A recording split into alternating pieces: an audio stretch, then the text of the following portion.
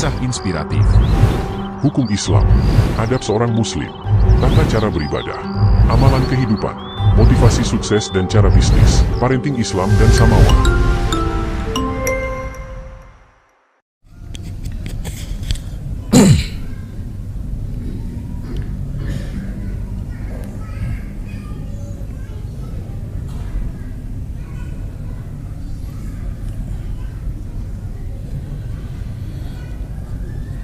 Bismillahirrahmanirrahim. Assalamualaikum warahmatullahi wabarakatuh. Alhamdulillahi rabbil alamin. Wassalatu wassalamu ala nabiyyina Muhammadin wa ala alihi wa sahbihi ajma'in. Amma ba'd. Jamaah maghrib menanti isya yang dimuliakan Allah subhanahu wa ta'ala. Alhamdulillah, pada hari ini setelah 1 bulan kita bisa kembali bermajlis, majlis yang insya Allah dicatat oleh Allah sebagai amal soleh kita semua. Amin ya rabbal alamin. Jadi kalau saya datang ke doa, kemudian lihat wajah-wajah Haji Sabe, itu berarti umur saya dan umur beliau dan umur kita semua kurang 1 bulan. Jadi kalau saya ngeliat bapak ini berarti udah kurang sebulan. Kalau 12 kali berarti 1 tahun. Ya, cepat sekali, tidak terasa.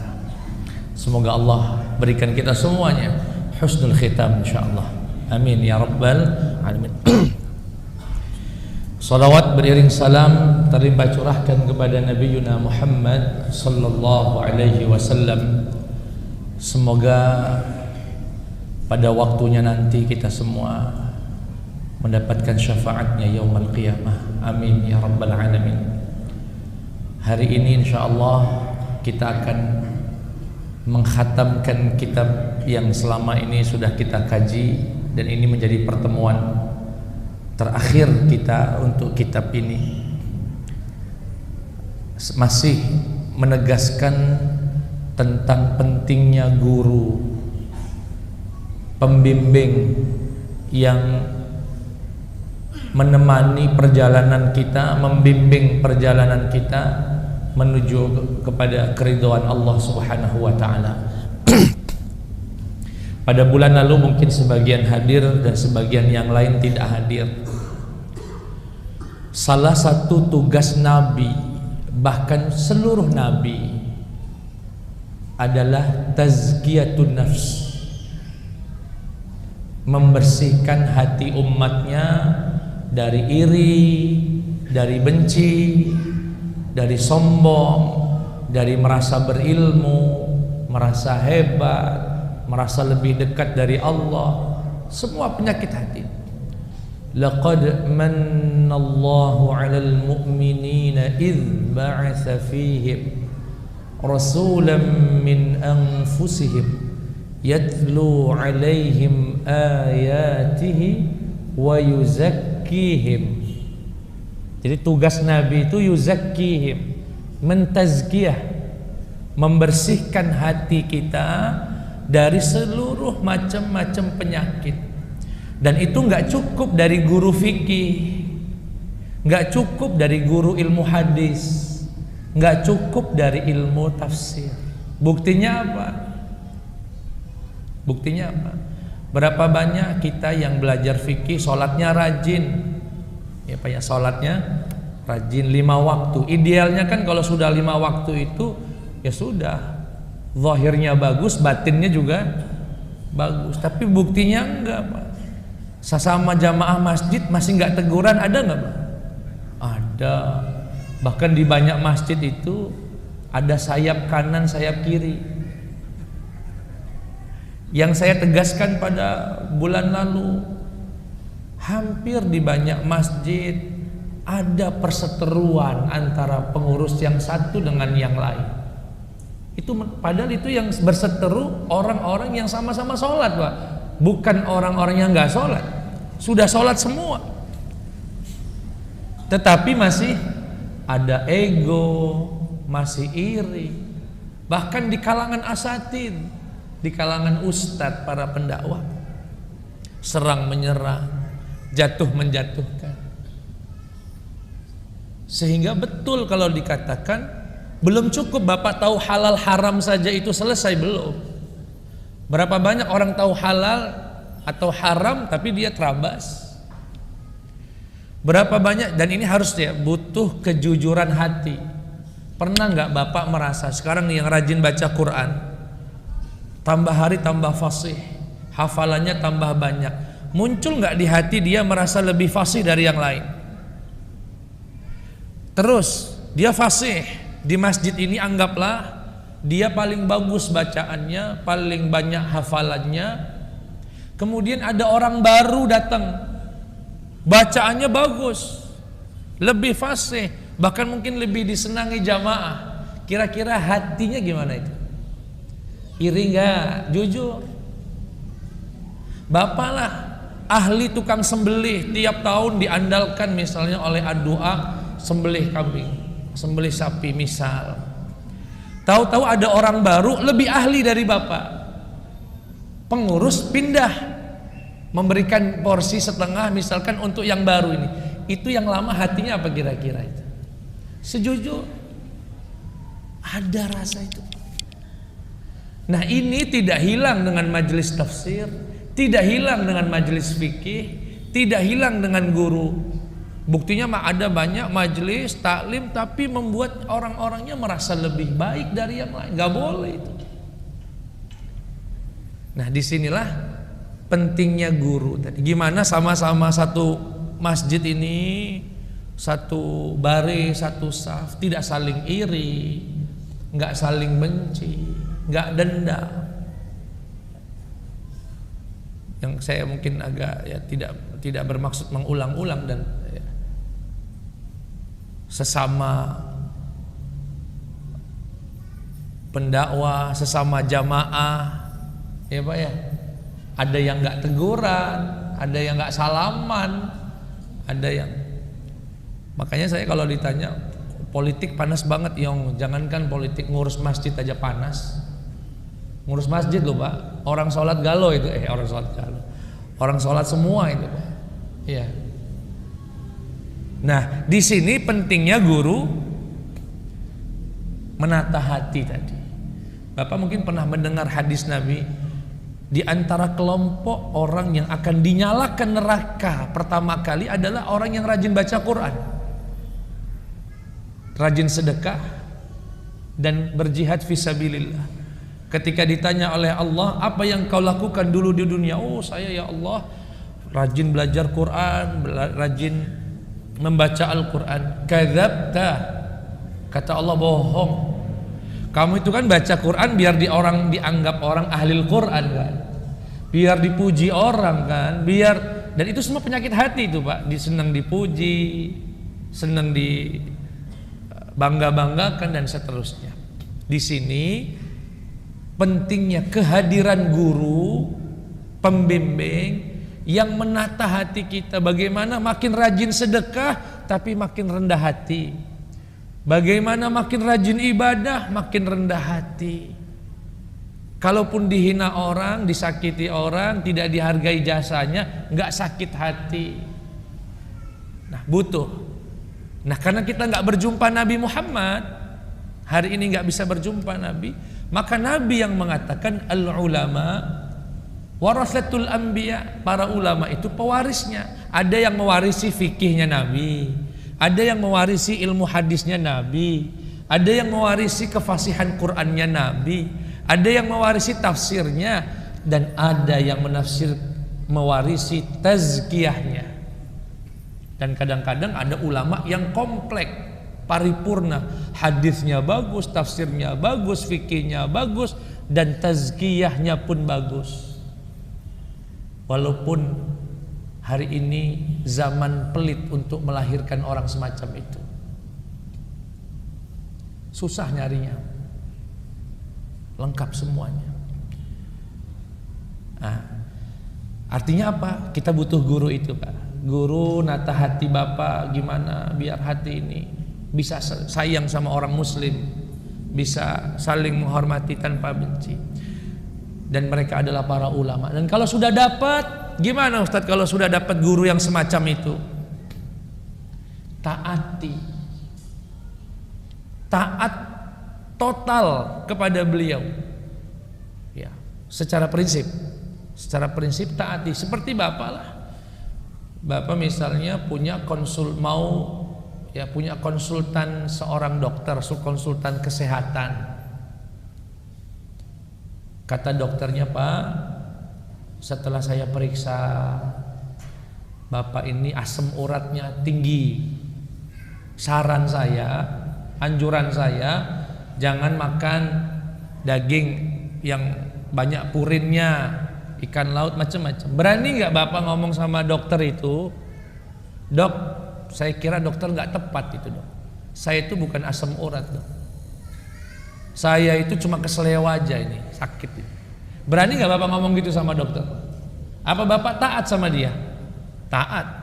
Kata dokter, ini obatnya ini Pak, diminumnya 3 kali sehari. Dok, mohon maaf dok, saya pengennya sekali aja, boleh nggak? Berani nggak bapak begitu sama dokter? Nggak berani. Kenapa bapak setaat itu sama dia? Karena kita yakin kapasitas keilmuannya, dan memang kita nggak tahu apa-apa di bidang itu. Sama di bidang yang lain begitu Pak. Nge-gym misalnya, dulu saya sempat ikut nge-gym juga. Bawaan saya kan pengennya langsung angkat barbel Pak. Sama yang ngelatih, nanti dulu Pak Ustadz, treatment dulu, lari dulu, minimal 15 menit. Kalau sudah sampai 30 menit sanggup, baru ngangkat barbel. Boleh nggak saya ngomong? Nanti dulu, saya kan nggak taat saya sama dia. Suruh lari-lari, suruh push up, suruh mengkol kanan, mengkol kiri, mengkol. Totalitas ketaatan kepada beliau. Cuma memang unik Pak, untuk agama enggak kita ini. Untuk bidang-bidang yang lain kita total, kalau untuk agama kita protes. Keminter kalau kata wong Jawa. Seharusnya kalau dapat guru ngasih nasihat. Ini guru yang saya maksud di sini, guru tazkiyah Pak ya, guru yang bisa menata hati. Datang bapak ke dia, orang semacam itu Pak, itu punya firasat yang tajam. Seperti halnya seorang dokter yang berpengalaman, itu punya firasat yang tajam. Kata Nabi, ittaqu firasatal mu'min fa innahu yanzuru binurillah. Hati-hati dengan firasatnya orang mukmin, dia bisa melihat kalian dengan cahaya Allah. Dokter itu gitu Pak, kalau pengalamannya jam terbangnya tinggi, pasien baru masuk pintu Pak, diabetes ini. Nah sudah tahu dia Pak, itu dari mana dia dapatkan itu Pak? Dari jam terbang yang tinggi. Ini kalau nggak dari ini kolesterol orang ini. Walaupun dia ngomong keluhannya ABC, tapi dia tahu Pak, dengan jam terbang. Sama, seorang guru yang bisa menata hati, datang muridnya, dia akan melihat di hati kamu ada kesombongan. Obatnya ini, amalkan. Kamu ada iri sama orang. Kamu cepat ujub dengan diri sendiri. Tapi harus siap Pak diomongin begitu. Kalau nggak siap, nggak jangan. Guru yang semacam itu dia akan jujur dengan apa yang dia rasakan, dengan jam terbangnya, dengan keilmuan yang ada dalam dirinya, dengan ketulusannya ingin memperbaiki pasiennya. Allah akan bantu semua Pak. Datang bapak baru ngeluh, Pak Ustadz, kenapa sih Ustadz saya ini kalau baca Quran kok baru 10 menit udah ngantuk. Dilihat sama gurunya, diceritakan, kamu itu ABC. Terus gimana Ustadz solusinya? Begini, Ustadz saya itu kok kadang-kadang lemas betul mau sholat jamaah, padahal kalau lagi semangat. Oh kamu itu penyakitnya ini, obatnya ini, baca zikir sekian, baca ini, sholat ini, taat sama itu Pak. Kalau dapat guru yang semacam itu, diikuti arahannya. Seperti halnya Bapak taat kepada seorang dokter dan konsultan dalam setiap bidangnya. Walaupun sangat disayangkan, seluruh bidang dihargai spesialisasinya kecuali agama. Semua orang komentar, semuanya pengen masuk bicara. Padahal seharusnya hargai. Kalau nggak bisa menguasai dari bahasa Arab yang mendalam, ya jangan mengomentari orang yang bisa bahasa Arab mendalam, dan seterusnya. Kira-kira poinnya dapat Pak ya? Poinnya dapat. Sekarang ada di antara kita yang sudah sholat mungkin 10 tahun, 20 tahun. Misal, Bapak coba jujur dengan hati sendiri. Bapak masih iri nggak kalau pulang ke rumah atau ke kampungnya atau ke kompleknya, tetangganya beli mobil baru, walaupun Bapak udah 20 tahun sholat? Kalau masih ada iri-iri kan berarti masih punya penyakit. Nah, disinilah kehadiran guru yang mewakili Nabi Muhammad SAW mengarahkan kita. Dan ini yang beliau ingin sampaikan, berusaha keraslah sebagaimana kau mencari guru yang bisa mengajarkan kamu sholat, sebagaimana kamu berusaha mencari guru yang mengajarkan kamu fasih baca Quran, sebagaimana kamu mencari guru yang bisa mengajarkan tafsir hadis, carilah guru yang bisa menata hatimu, yang bisa mengarahkan, membersihkan hati kita dari karat-karat kesombongan dan iri. Dan guru semacam ini sulit nyarinya, nggak mudah, nggak biasanya nggak punya pengajian kayak saya ini, jarang. Tapi kita nyadar. Bagaimana cara mendapatkan? Hanya dengan satu, Pak, meminta kepada Allah Subhanahu wa taala dengan tulus, ya Allah, berikan aku petunjuk, arahkan langkah kakiku mendapatkan guru yang bisa membimbing aku mendapatkan ridha Allah Subhanahu wa taala. Hanya dengan itu. Ya. Dan saya sudah jelaskan, kapasitas keilmuan gurunya harus jelas, sanad keilmuannya harus jelas, akhlak zahirnya juga harus bagus, lurus, dan lain sebagainya. Hati-hati, karena di bab ini banyak oknum juga, Pak. Buka majelis ngakunya bisa bersihkan hati, ujung-ujungnya cari duit.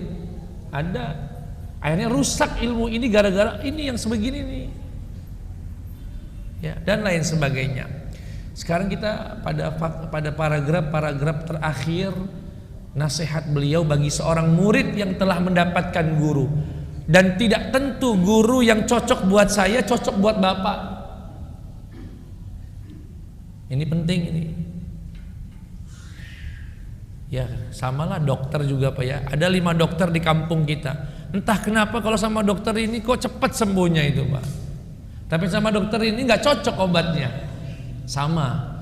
Guru yang saya dapat, saya misalkan punya guru yang bimbing saya. Apalagi ustadz-ustadz yang suka tampil kayak saya ini, Pak. Penyakitnya apa, Pak? Senang didengar, nggak senang mendengar. Penyakit yang menghinggap di tempat ini, Pak. Nih, kursi ini. Malu menjawab saya tidak tahu. Ini penyakitnya kursi ini, Pak. Bapak nanya, saya nggak tahu, tapi malu saya ngomong nggak tahu. Saya jawab walaupun menyesatkan. Ini, Pak, kursi ini panasnya apa, Pak? Panasnya kalau ada majelis lain ngisi dan lebih ramai dari majelis saya, sakit hati saya. Kursi ini penyakitnya, Pak, ya nggak bisa ada orang muji saya. Misalnya nih, dari majelis ini saya mau keluar, Ustadz, Masya Allah, baru kali inilah saya ikut majelis seenak majelis Ustadz. Itu rusak hati saya, Pak. Bulan depan saya akan mempersiapkan materi agar mempertahankan pujian itu. Tadinya padahal tulus, awalnya memang mau ngajar, gara-gara sering dipuji tadi. Apalagi ada sekarang ini kan banyak jamaah ngebandingin Ustadz kan. Ustadz, jujur aja Ustadz, saya udah ikut Ustadz ini. Sama Ustadz itulah saya masuk. Itu saya terbang itu, Pak. Tapi disitulah awal rusaknya hati saya. Jadi jangan dikira duduk di sini ini nggak ada ujiannya, berat sekali. Ya.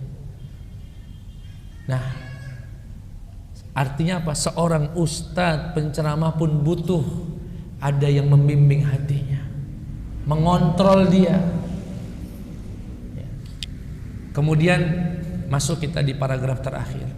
Wa idza aradta ayyuhal murid min syaikhika amran aw bada laka an tas'alahu an syai'in fala yamna'uka ijlaluhu wa ta'addubu ma'ah an talabihi minhu wa su'alihi anhu wa tas'aluhu al-marrata wal marrataini wal thalath falaysa as-sukutu 'an as-su'ali wat talabi min husnil adab Allahumma illa an yushira 'alayka asy-syaikhu bis-sukuti wa ya'muraka bi tarki as-su'al fa 'inda dzalika yajibu 'alayka imtithaluhu. Murid ketika dia sudah mendapatkan guru yang bisa membimbing hati, seringkali guru ini meminta, melakukan atau terlihat sesuatu yang gak pas di hati murid, Pak. Itu ujiannya. Ujian murid itu, Pak, kadang-kadang ada sikap dari guru, kok gurunya gini sih? Hati-hati itu, Pak. Dia lanjutkan suudzonnya pada guru, sejak itulah keberkahan dia akan putus dari gurunya. Lalu gimana Ustaz? Tapi kan manusiawi. Bapak ingat perjanjian Hudaybiyah yang dilakukan Nabi Muhammad di awal-awal kedatangan beliau ke Madinah? Kan ada perjanjian tuh, Pak. Poinnya tahu Bapak, poin yang sangat menyakitkan para sahabat saat itu. Menyakitkan dalam artian membuat bingung. Poinnya salah satunya, siapapun, ini Nabi baru hijrah ke Madinah, meninggalkan kampung Mekah, ya, genjatan senjata lah, perdamaian 10 tahun antara kaum musyrikin dengan Rasulullah. Poinnya, Pak, di antara poin-poinnya, siapapun orang muslim yang tinggal di Madinah bersama Nabi menyatakan murtad dan ingin kembali ke Mekah, Muhammad nggak boleh ngambil dan nggak boleh melarangnya. Sebaliknya, kalau ada orang musyrik Mekah menyatakan Islam dan datang ke Nabi Muhammad wajib mengembalikan. Dan itu di ACC sama Nabi. Catat, ACC. Umar bin Khattab radhiyallahu, bahasa Palembang, Pak ya, mak mano gitu. Gimana sampai Umar, Pak, mendatangi Abu Bakar, ya Abu Bakar, bukankah ini Nabi? Bukankah Islam yang benar? Gitu, Pak ya. Kok ada orang musyrik masuk Islam, datang ke Nabi malah suruh balik ke Mekah, sedangkan ada orang muslim di Madinah balik ke Mekah kita nggak boleh ngambil, nggak adil ini. Bukankah kita? Nanti Bapak kalau dapat guru yang begitu akan mendapatkan itu, Pak. Apa kata Rasulullah? Ketika Umar hampir saja, Pak, mengucapkan kalimat yang bahaya, hampir nggak percaya kalau ini Nabi, karena nggak logis memang, Pak. Tapi Nabi Muhammad sallallahu alaihi wasallam levelnya bukan level Sayyidina Umar. Apa yang dipikirkan Nabi? Dan ini ketahuan setelah berjalan beberapa tahun. Satu, mustahil atau sangat kecil persentasinya ada sahabat Nabi murtad sedangkan dia tinggal bersama Rasulullah. Jadi nggak mungkin ada itu, meski poinnya ada, nggak bakal ada orang tinggal sama Nabi, dididik Nabi, murtad, itu nggak ada. Jadi biarkan saja itu. Tapi kalau ada orang musyrik masuk Islam ke Nabi, kita kembalikan, insya Allah saya akan berjuang membebaskan kota Mekah dan menjemput orang itu. Dan itu sabarnya dia. Makanya ketika Abu Jandal datang dan beberapa sahabat yang masuk Islam dan ingin kembali ke Nabi, sesuai dengan kesepakatan dibalikkan. Apa kata Rasulullah? Kita akan berjumpa nanti di surga. Umar enggak? Kenapa Rasulullah menerima perjanjian itu, Pak? Nabi ini baru hijrah, sama orang Madinah saja belum akrab, belum tambah Yahudi, belum tambah munafik. Kalau sibuk perang di awal-awal itu habis energi. Kalau kita malah dimusuhi yang lain. Oh, ini sejak Nabi Muhammad datang kita malah perang terus. Jadi Nabi memanfaatkan genjatan senjata 10 tahun itu untuk mempersiapkan segala persiapan. Walaupun kita tahu semuanya dibatalkan karena mereka nggak sanggup sabar mengenjat senjata kepada kita. Nah, nanti kalau dapat guru yang begitu, Pak, misalnya dapat, dan itu rizki. Soal dapat guru semacam itu atau tidak dapat, itu rizki dari Allah. Bapak sabar kalau ada arahan dari beliau yang terkadang tidak logis. Beliau sudah punya pemikiran yang dalam. Saya pernah cerita di masjid ini, di awal-awal saya punya pengajian kalau tidak salah.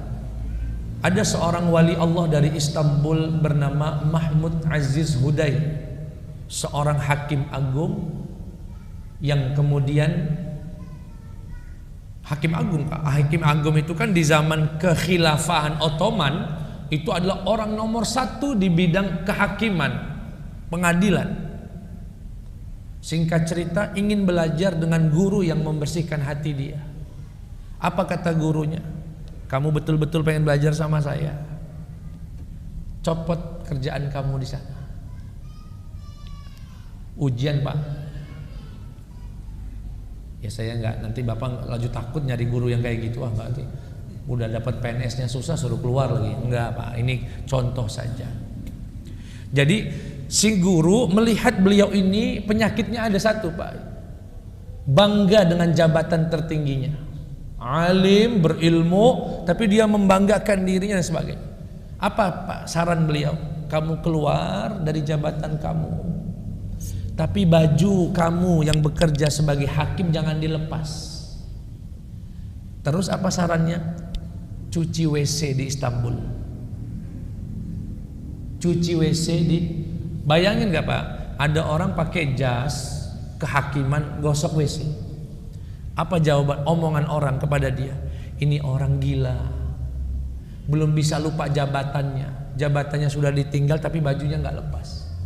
Oh, itu hatinya dibakarnya, Pak. Bakar. Tapi pembakaran itu ingin menghilangkan karat yang sudah sempat melekat di hati dia, yaitu ujub, merasa hebat tadi. Rupanya layak nyuci WC di rumah Allah Subhanahu wa ta'ala. Itu treatment dari guru-gurunya. Dan lain sebagainya. Nabi Muhammad sallallahu alaihi wasallam lagi majlis begini, datang seorang laki-laki, "Ya Rasulullah, aku mau zina." Kira-kira, Pak, kalau ada orang nyelonong sekarang masuk, ngomong gitu, "Ustaz, boleh nggak saya zina?" Kira-kira Bapak apa yang akan Bapak lakukan? Lihat bagaimana Nabi Muhammad sebagai muzakki yang mentazkiyah hati orang ini.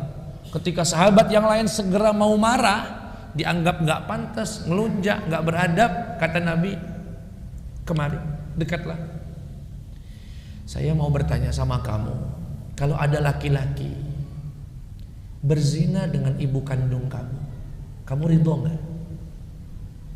"Ya enggak lah, ya enggak mungkin ya Rasulullah, enggak ridho, demi Allah enggak ridho ibu saya dizina." Sama. Kalau kamu berzina dengan perempuan dan perempuan itu adalah ibu orang lain itu juga enggak terima ibunya dizinai. Saya mau tanya sama kamu, kalau ada orang mau berzina dengan anak gadis kamu terima nggak? Demi Allah nggak ridho ya Rasul. Sama. Kalau kamu berzina dengan perempuan dan perempuan itu adalah anak gadis dari seseorang, orang itu juga nggak ridho. Disebutkan sama Nabi ibunya, bibinya, adik kandungnya, anaknya, sampai pada akhirnya, "Ya Rasulullah, sejak hari ini demi Allah aku tidak akan pernah berzina." Dipanggil sama Nabi, diletakkan tangannya ke dadanya. Rasulullah berdoa, "Allahumma tahhir qalbah, Allahumma ighfir lahu wa tahhir qalbahu wahfad farjahu." Atau kama qala alaihi salatu wassalam, "Ya Allah, ampunkan dia, ampunkan dosanya, bersihkan hatinya, jaga kemaluannya." Ini, Pak, Nabi yang begini ini, Nabi yang sedang mentazkiyah, dan kita sedang mencari guru yang begitu. Karena Nabi ini sosok yang sempurna, Pak. Kadang-kadang bermajlis berposisi sebagai ahli fikih, kadang majlis sebagai ahli tafsir, kadang punya majlis sebagai mufti memberi fatwa, kadang majlis sebagai sahabat dengan temannya. Tapi terkadang beliau bermajlis sebagai muzakki yang mentazkiyah muridnya. Karena Nabi lengkap dan kita susah mencari yang semacam itu, maka mencari. Nah sekarang kalau timbul yang tidak nyaman di hati tadi, Pak, dari gurunya, misalnya ya seperti yang saya contohkan tadi, gurunya kok nggak puasa hari Senin, padahal dia nyuruh saya puasa, misalnya, Pak, ya, itu apa yang timbul di hati kita, Pak? Gimana guru ini nyuruh tapi dia enggak? Itu setannya masuk, Pak. Nah, kalau timbul yang begitu itu apa yang harus dilakukan murid kepada gurunya? Jangan dibiarkan dugaan itu berkembang biak di hati kita. Karena kalau tidak akan suudzon dan setelah itu tidak akan mendapatkan keberkahan dari pentazkiyahan yang dilakukan gurunya. Lalu apa yang dilakukan? Tas'aluhu, klarifikasi. Tanyakan baik-baik. Tanyakan baik-baik. Justru beradab berguru itu bukan manut-manut saja. Adab dengan guru itu justru bertanya. Kenapa guru?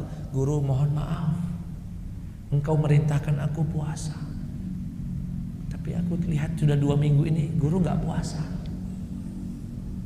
Boleh tahu gak guru? Biar aku tidak suudzon sama guru.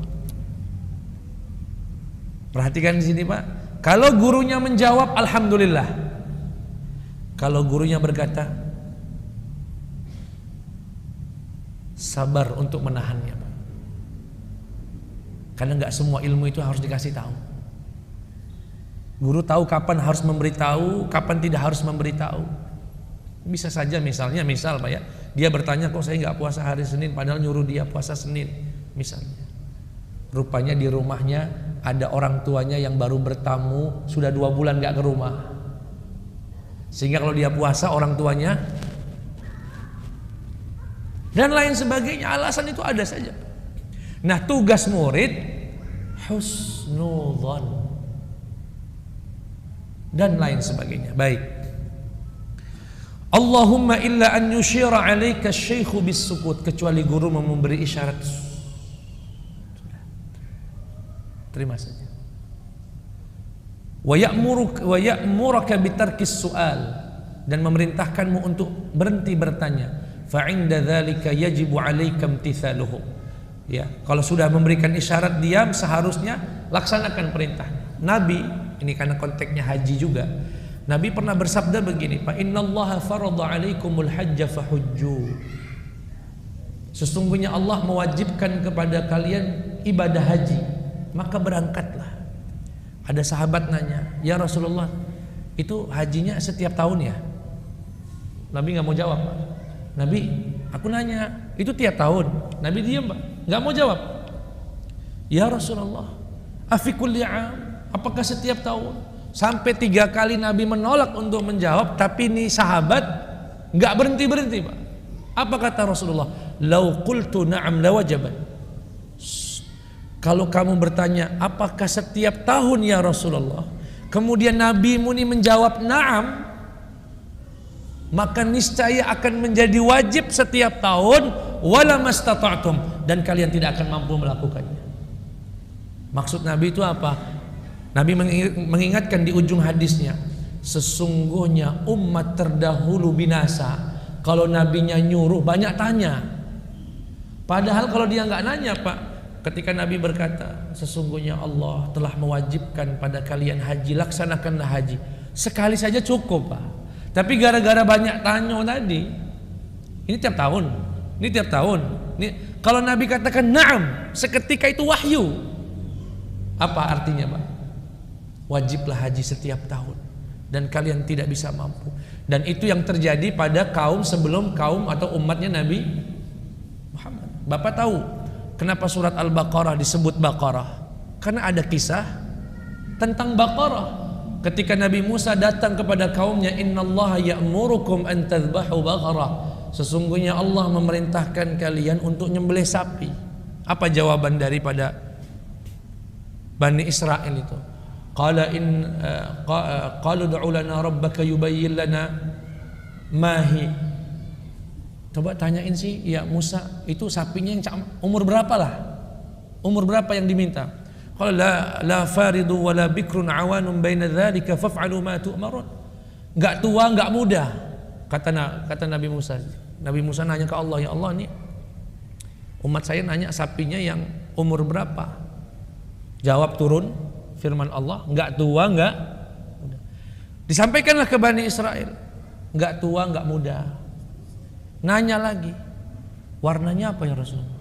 Nah, minta nanya lagi. Padahal andaikan dia bertanya tidak bertanya sejak awal, Itu sapi mau tua, mau muda, mau kuning warnanya, mau putih, mau bisa semua Pak. Tapi gara-gara banyak tanya jadi berat. Nah sama ketika ada sesuatu yang mengganjal dari gurunya dan dia tidak bisa mendapatkan jawaban, tanyakan itu kepada guru dengan baik-baik untuk menghilangkan rasa itu. Tapi kalau gurunya berkata sabar, guru tahu kapan harus memberikan itu, kapan harus menjawab pertanyaan itu. Ini yang beliau ingin maksudkan. Kemudian wa idza mana'aka asy-syaikhu an amrin aw qaddama 'alaika ahadan fa iyyak an tattahimahu wal takun mu'taqidan annahu qad fa'ala ma huwa al-anfa'u wal ahsanu laka. Sekarang kalau gurunya melarang sesuatu yang kamu mau, muridnya datang, Ustaz, aku mau minta saran. Aku mau beli perumahan Ustaz, mau beli rumah. Pakai bank syariah kok Ustaz. Takut dia dilarang. Gurunya ngamati.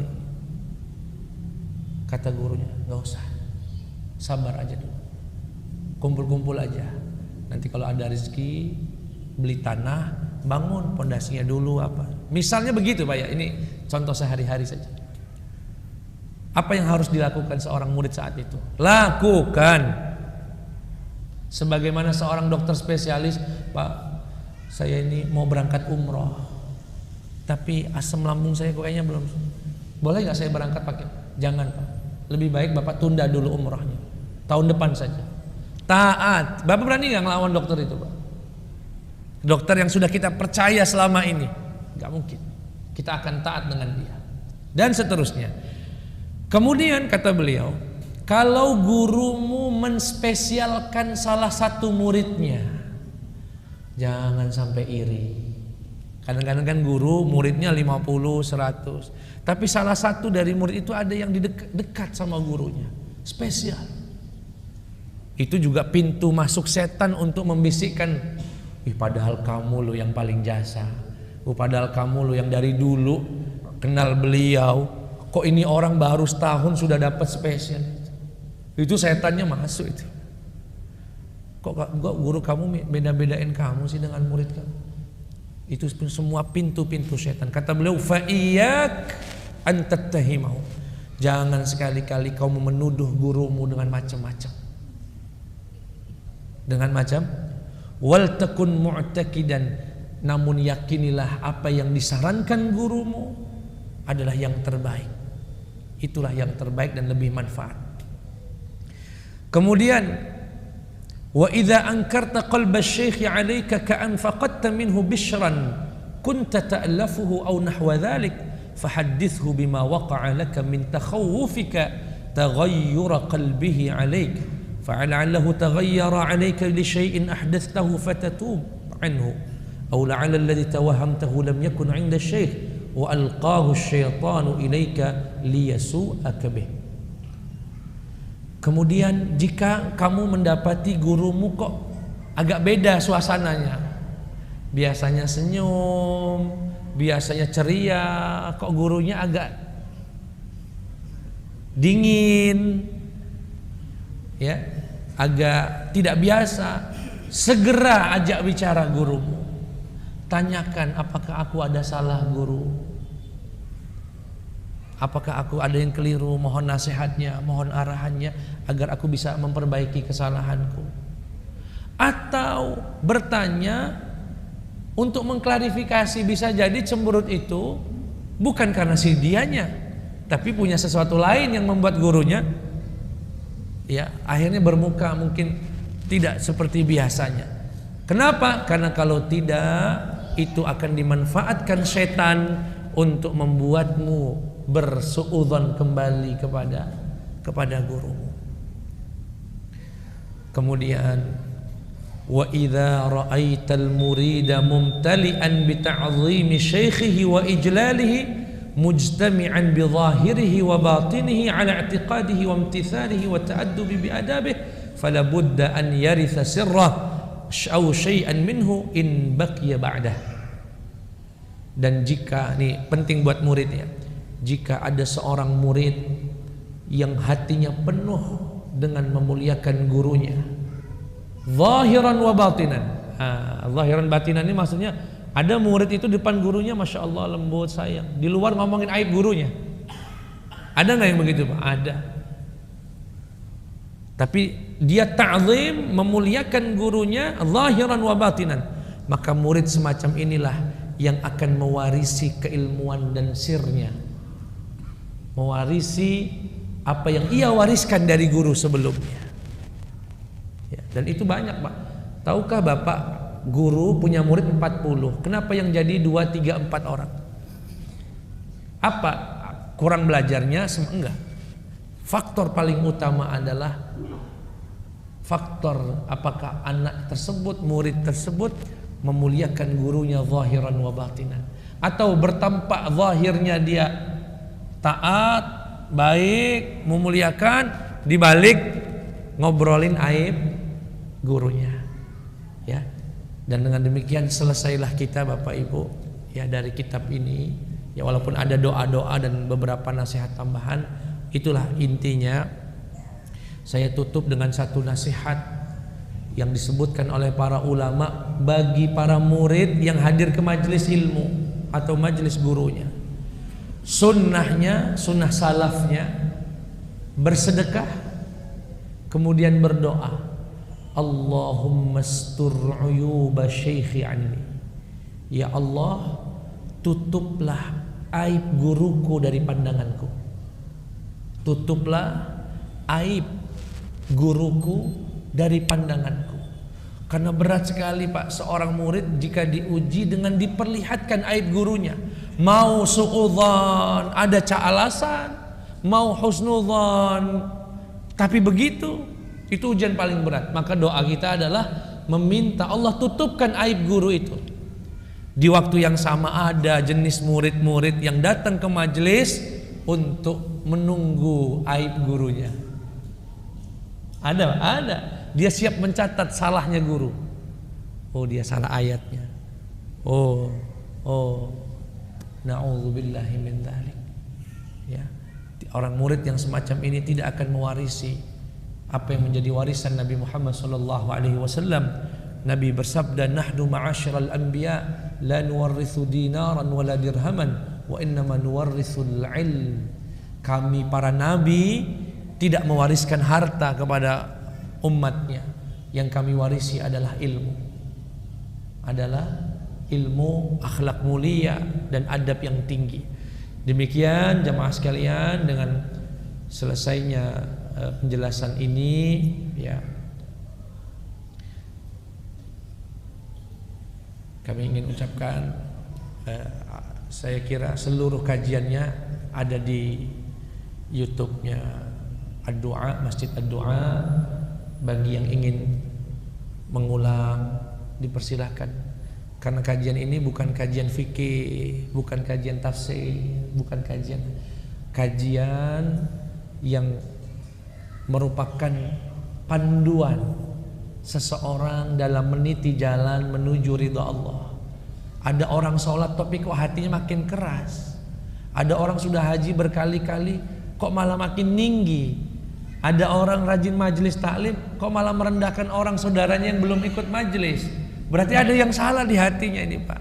Inilah SOP-nya yang sudah kita kaji, yang ditutup oleh beliau dengan pentingnya kehadiran guru yang membimbing dan menuntun. Semoga yang hadir di sini Allah anugerahkan guru yang bisa membimbingnya, bisa dekat dan mendekatkan diri kepada Allah Subhanahu wa taala. Saya izin membaca doa dari pengarang buku, Bapak aminkan saja walaupun yang intinya Pak, intinya semoga kita bisa mengikuti sunnah Nabi zahiran wa batinan.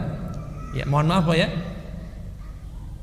saya pernah tuliskan dalam satu tulisan, sunnah Nabi, ikutilah sunnah Nabi yang batin, maka akan ringan untukmu mengikuti sunnah Nabi yang zahir.